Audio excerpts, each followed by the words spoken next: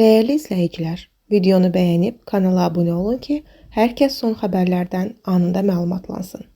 Əməkdar artist Elza Seyidcahan Ermənistanda konsert verəcəyini deyib. Xəbər verilir ki, o açıqlamasında artıq bir müddətdir ki, bu barədə düşündüyünü bildirib.